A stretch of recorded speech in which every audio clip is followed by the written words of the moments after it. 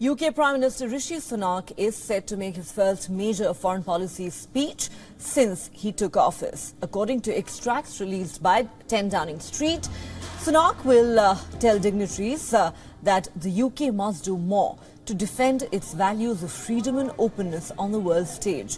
While mentioning Russia and China, Sunak is going to outline how the UK's adversaries and competitors plan for the long term. Sunak wishes to make an evolutionary leap in the UK's approach to become stronger in defending British values and the openness on which their prosperity depends, as the Prime Minister put it. Earlier this month, Sunak visited Kiev to offer support to Ukraine in its fight against Russia. Earlier, Sunak identified China as the #1 threat to the world as well as to the UK's domestic security, and he vowed to crack down on China's influence if he became Prime Minister. Earlier, Canada also called China a disruptive global force that must be contained.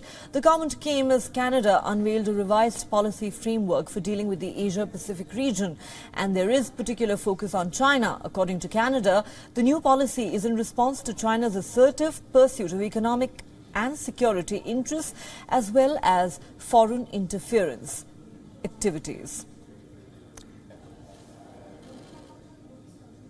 My colleague Alex Isaac now joins us from London for more on this story. Alex, what exactly can we expect Prime Minister Rishi Sunak to underline as he makes his first major foreign policy speech as Prime Minister?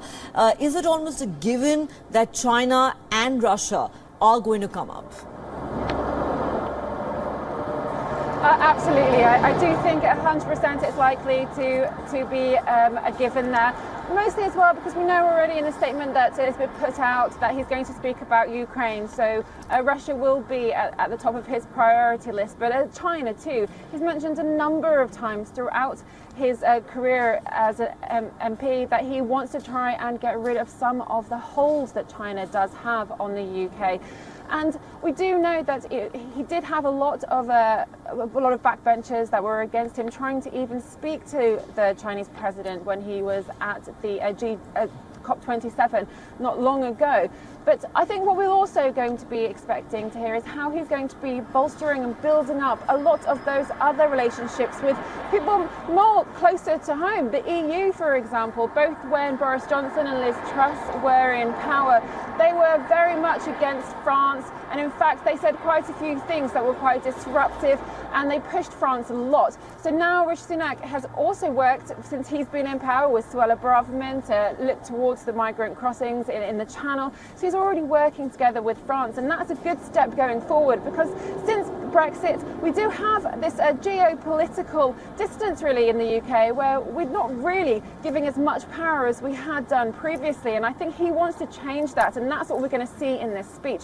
But how we're going to move forward and what the UK can offer the world as well, because that's really important. We need to know that we're not the hugest of exporting here, and we don't have anything that's super specific. So he needs to be pushing, why is the UK going to be the next geopolitical power? How is he going to put that into practice? And I think this is what he will move forward, and looking towards China and looking towards Russia could well be that he's looking towards the humanitarian approach and wanting the UK to be more in that sphere. And of course, environmentalism as well, because that's being pushed from all aspects. All right, we'll leave it at that. Thanks very much, Alex, for getting us all those details from London.